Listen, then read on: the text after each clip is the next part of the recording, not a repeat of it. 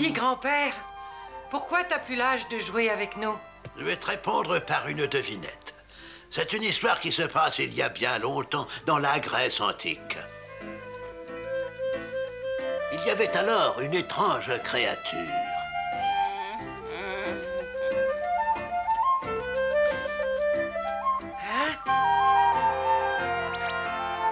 Tu es une drôle de bête avec ton buste de femme, ton corps de lion et tes ailes d'aigle. Qui es-tu? Toi, tu es Oedipe, hein? Sache que c'est moi qui pose les questions et ceux qui ne savent pas y répondre, je les dévore. Je suis le Sphinx. Le Sphinx? Moi, tu ne me dévoreras pas. Pose-la donc, ta devinette. Quelle est la créature qui a 4 pattes le matin, 2 à midi et 3 le soir? Hein? Un insecte? Une tortue? Une girafe? Non, non, non, c'est pas ça. La canne. Alors? La canne. Oui, ta créature, c'est l'homme. Enfant, au matin de sa vie, il rampe à 4 pattes, puis adulte, il marche sur ses 2 pieds, et au soir de sa vie, il prend appui sur une canne. Ça fait 3. Qu'en dis-tu, le Sphinx?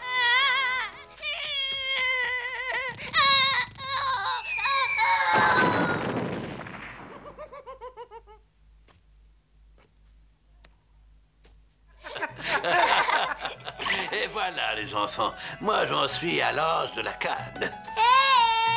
Mais, grand-père, pourquoi on devient vieux? Parce qu'avec le temps, notre organisme se fatigue. Il fait son travail moins vite, moins bien. Tenez, voyez-vous cette petite coupure? Eh bien, mon corps mettra 10 fois plus de temps que le vôtre à la réparer. Et à chaque seconde, des milliards de cellules s'abîment, meurent, doivent être remplacées. Comme c'est drôle. Alors, il y a tout le temps dans notre corps des cellules qui meurent et d'autres qui naissent? Mais oui, mon petit. Tiens, la surface de ta peau, par exemple, est faite de cellules mortes.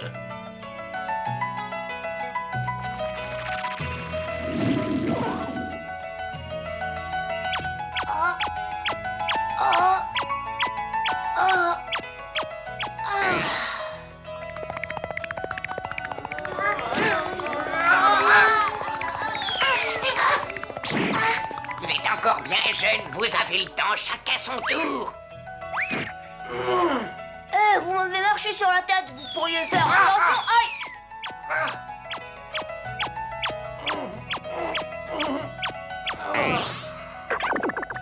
Eh oui, ce sont des cellules mortes remplacées de l'intérieur. Et c'est comme ça que la peau se renouvelle. Tu sais, tu peux le voir. Tu peux voir aussi tes ongles qui poussent.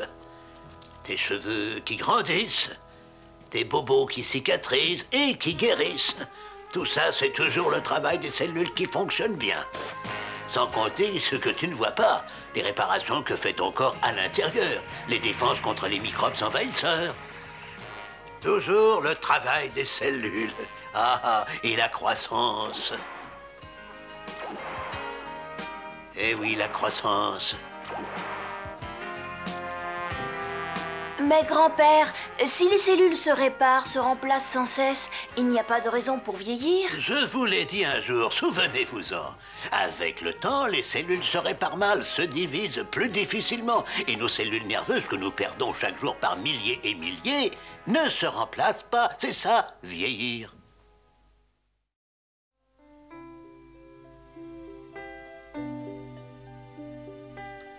Les années ont passé, vous avez bien vieilli, grand-père. Parfois, je me pose la question, quel effet ça peut faire d'avoir un si grand âge et tant de choses derrière soi? Il y a l'avenir, mes enfants, il y a vous. Un jour, alors que mes chromosomes étaient jeunes, ils se sont unis à ceux de ma femme pour fabriquer un enfant, pour fabriquer la vie.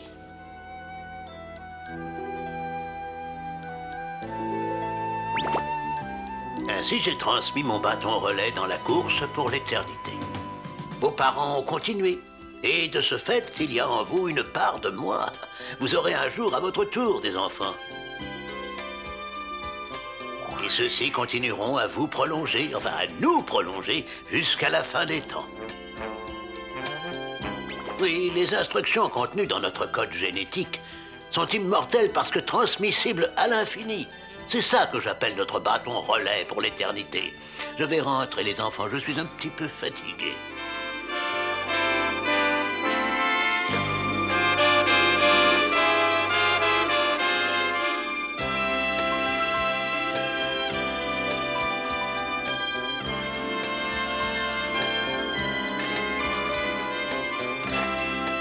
ne peut pas réparer ça. Il arrive un moment où on ne peut plus bricoler, il faut remplacer. Passer commande des matériaux. Non, celui-là, j'en veux pas. Mais pourquoi? C'est un uracile. Il ira très bien avec votre adénine. Non, je m'en fiche, je ne le connais pas et je ne peux pas le connaître. Mais voyons, soyez raisonnable. Oh.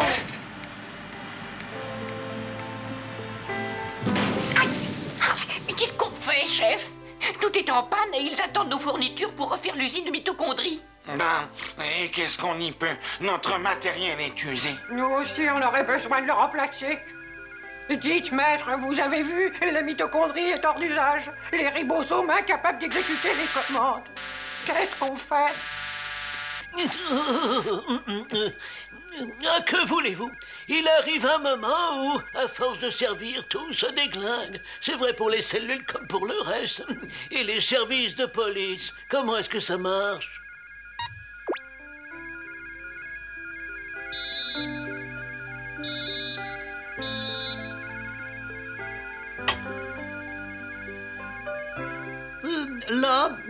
Là. Oui, bon, eux aussi, évidemment. Et la circulation, les globules rouges.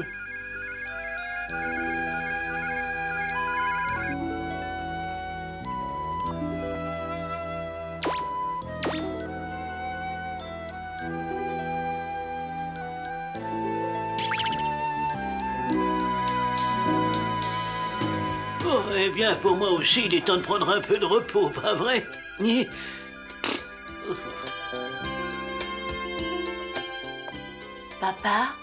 Papa, réveillez-vous.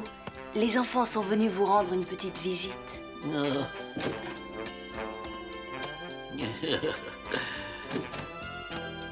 Ça va, grand-père? Avec le temps, on n'est plus bon à grand-chose. Pauvre papy. On aspire de plus en plus au repos, au sommeil. Ce n'est pas triste, vous savez. Le jour où j'aurai à m'éteindre, je le ferai en paix. Parce que vous, mes enfants, ma matière, vous continuerez d'être. Savez-vous que la forme de votre nez, que la couleur de vos yeux vous viennent en partie des chromosomes que je vous ai légués? Eh oui. Il en va de même pour vos pensées, vos sensations, vos sentiments. Alors vous voyez, ce n'est pas triste.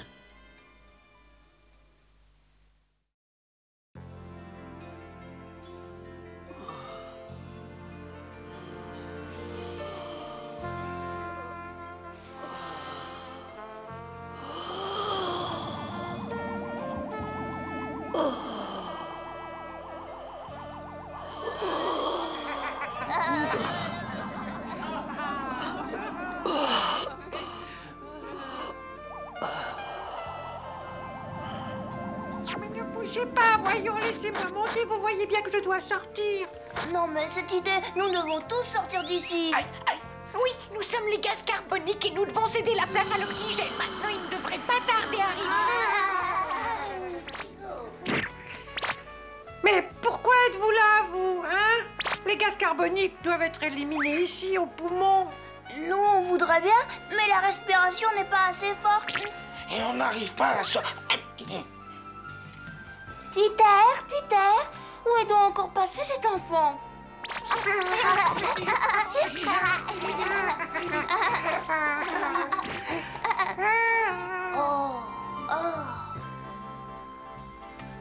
Mon pauvre Emo, toi qui n'aimes pas le gaz carbonique, on n'a pas assez d'oxygène. Oh, c'est pas bon ça. La respiration est trop lente. Le cœur ne bat pas assez vite.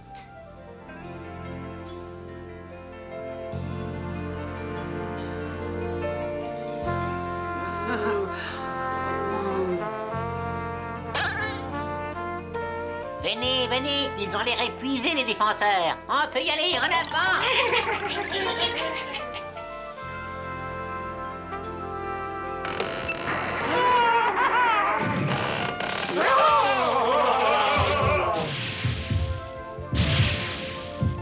Oh, 50 battements à la minute, c'est trop peu, bien trop peu.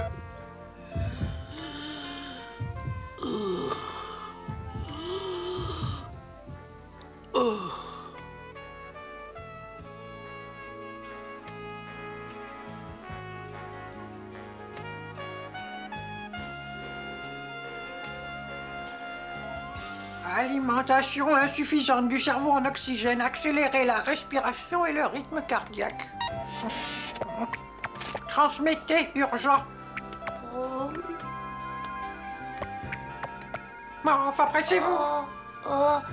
Message urgent du cerveau au centre nerveux du cœur. Accélérez le rythme. Passez de 50 à 65 battements. Mais on est déjà tombé à 40. Ça ne va pas. Les commandes ne répondent pas. Le muscle manque d'oxygène. Ça ne va pas. Il faudrait pourtant accélérer.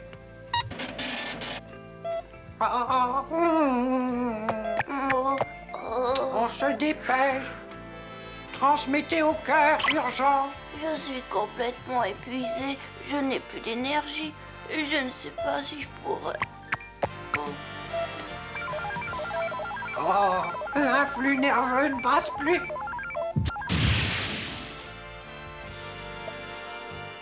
Oh, c'est la fin. Bon, je vais pouvoir penser à la retraite, au repos.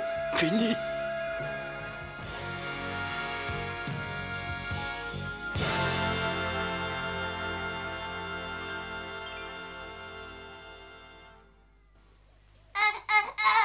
C'est un superbe garçon!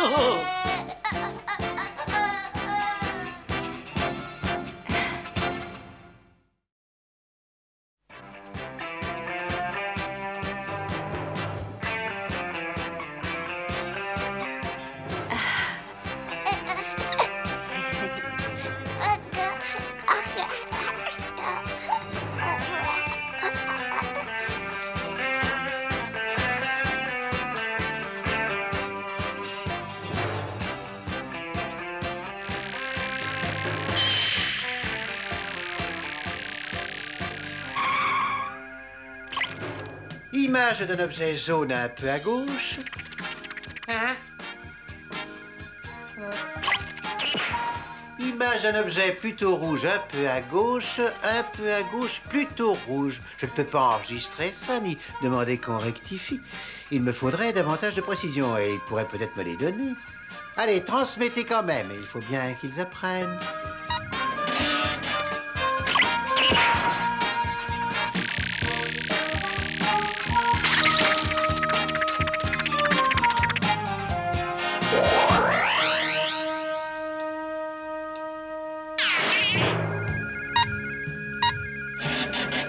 Ordre aux mains de se déplacer plutôt à gauche pour saisir un objet et plutôt rouge ou jaune.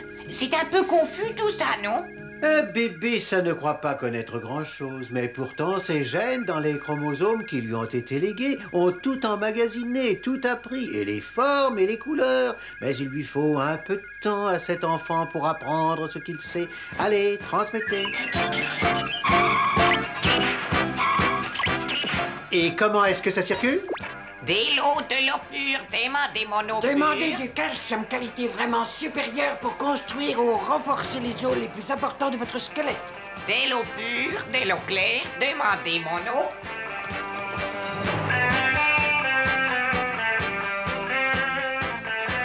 Le calcium, c'est essentiel pour les enfants. Tous les os du corps en ont Eh besoin. ben, Hello, les enfants ont besoin de beaucoup d'eau pour éliminer les déchets et faire fonctionner les reins.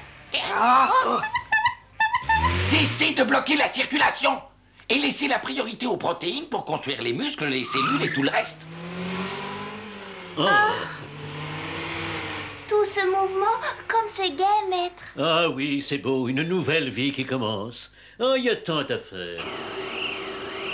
Hey. Oui, il y a bien des choses à faire. Éduquer les défenses de l'enfant contre les microbes, par exemple.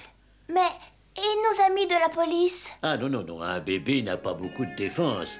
Et nos amis viennent en visite depuis le corps de la mère. Ils ne sont là que pour assurer la relève. L'enfant doit fabriquer puis éduquer ses propres défenses. Éduqués? Comme à l'école? Et oui, au Timus, on y forme nos défenseurs. Les officiers de la police lymphocyte, Pierrot et Psy, nous ont été délégués par l'organisme maternel pour protéger le corps de l'enfant pendant les premiers temps. Ils seront vos instructeurs car nous devons mettre en place rapidement notre propre police. Staphylocoque ou cocci, redoutable. Virus de la grippe dangereux. Esquistocolie, bactéries bénéfiques à ne pas attaquer. Non, cocci à éliminer.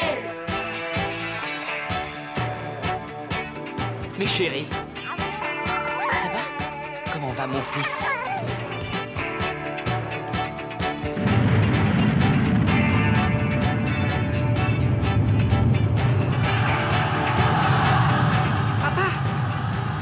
Quand je serai grand, moi aussi, je serai astronaute.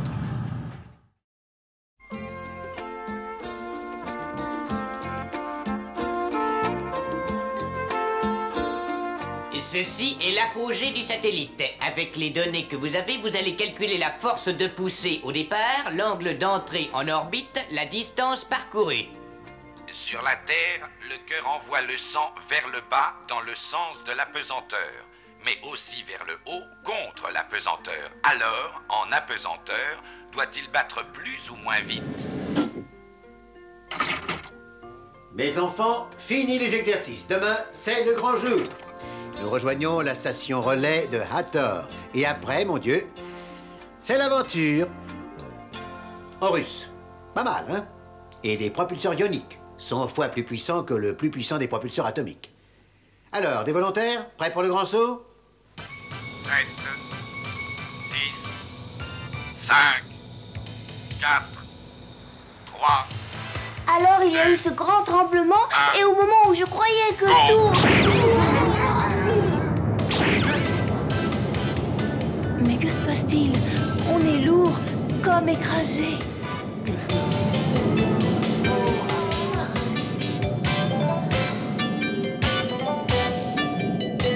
Oh, mais qu'est-ce qu'ils ont encore inventé juste au moment où on était prêt pour une bonne petite infection? Oh, mais c'est pas possible ça.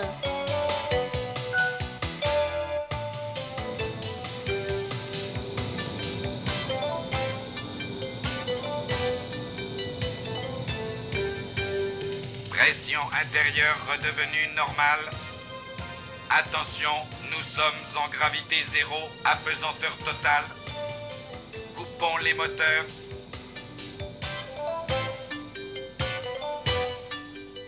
Entrée en orbite. Tout à l'heure, je pesais des tonnes et me voilà libellule.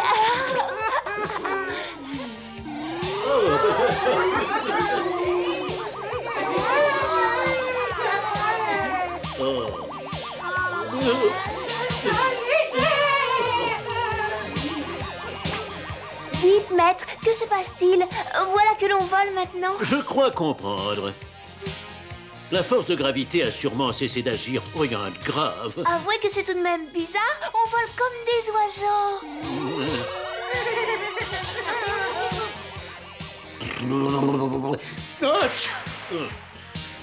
Pression, une atmosphère.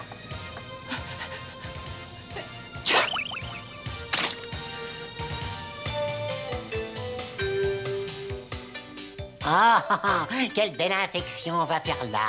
Un rhume carabiné. Carabiné, c'est le cas de le dire. Mais vous avez un rhume. Cela signifie des virus. Pourtant, personne n'en avait au départ et la cabine était désinfectée. Bon, ben nous allons employer les grands moyens. Contre l'ennemi intérieur, cachez à base d'interféron alpha pour activer vos défenses et ensuite, revêtez vos combinaisons. Prêt? Ouverture des sables.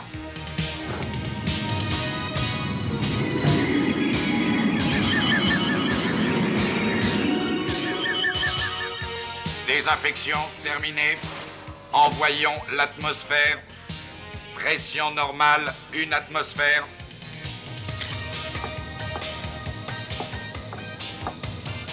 Mes amis, la station relais à tort. Enfin, nous arrivons.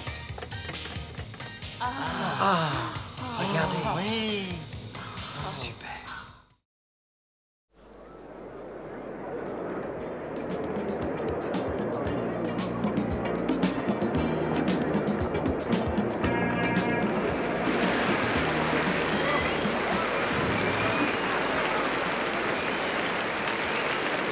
Nul besoin de vous présenter le professeur Maestro, le plus grand savant de notre siècle. et le chef de notre expédition. Vous voici donc les 200 familles minutieusement sélectionnées pour notre grand dessein. Coloniser l'espace et ouvrir d'autres terres à l'espèce humaine. Je voudrais vous rappeler comment nous en sommes arrivés à ce départ. Nous, hommes, et pas les robots ni les computers.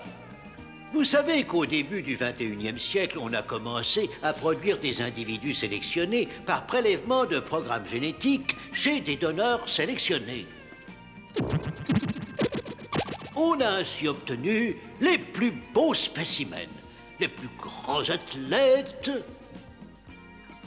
les plus gros cerveaux et aussi des sujets sans état d'âme destinés aux tâches subalternes. On en était à la programmation des hommes-oiseaux, des hommes-poissons.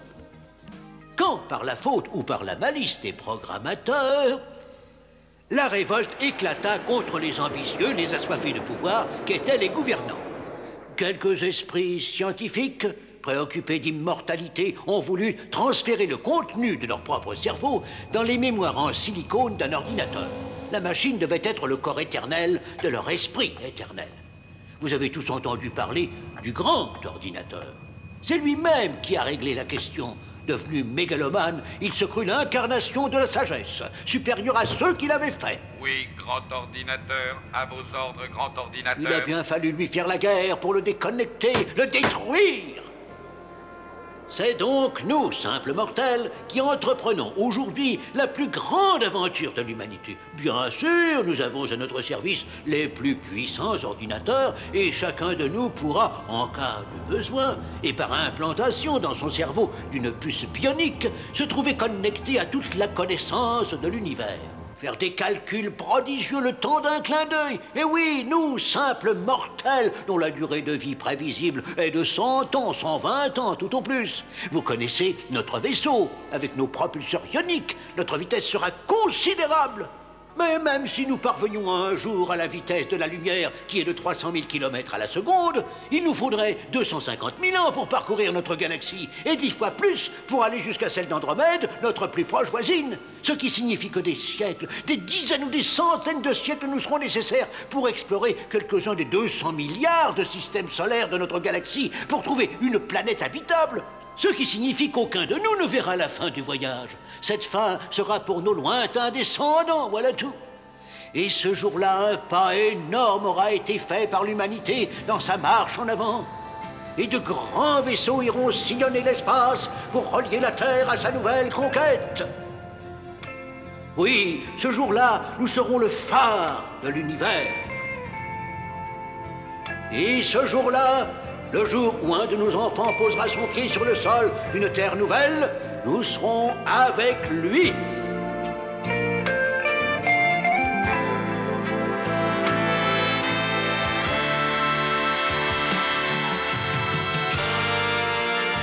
Oui, nous serons là, présents en lui par nos chromosomes, transmis de génération en génération.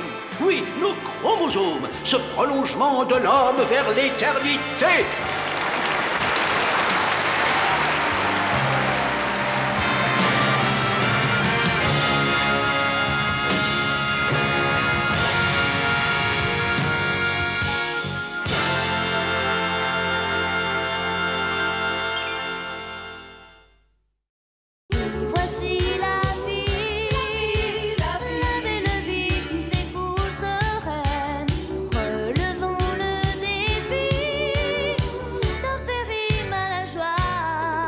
La vie, la vie.